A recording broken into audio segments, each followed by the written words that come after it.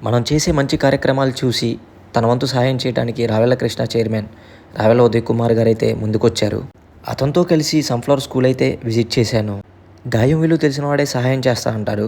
అలా ఈయన మనం చేసే మంచి కార్యక్రమాలు చూసి ముందుకొచ్చి 9 మంది ప్రతిభావంతులైన విద్యార్థులు పాఠశాల ఫీజులను చెల్లించడానికి అయితే ముందుకొచ్చారు.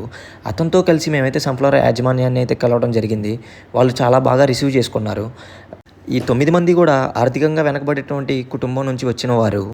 వారి భవిష్యత్తు కోసం మనం చేసే చిన్న సహాయం కూడా వారి జీవితాన్ని మార్చగలదని నేనైతే నమ్ముతున్నాను.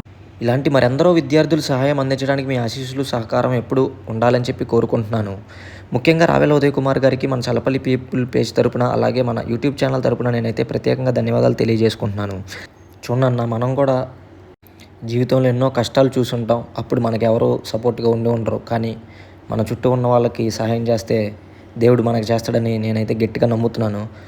నా పేజ్ పెడతానికి కానీ, యూట్యూబ్ ఛానల్ పెడతానికి కూడా ముఖ్యమైన రీజన్ అదే.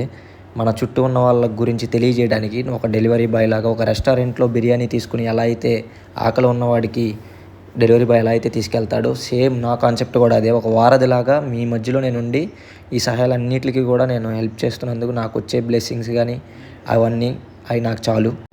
విద్య అనేది ప్రతి ఒక్క పిల్లవాడి హక్కు. కానీ ఆర్థిక పరిస్థితుల కారణంగా చాలామంది పిల్లలైతే తమ చదువును మధ్యలోనే ఆపాల్సిన పరిస్థితి వస్తుంది.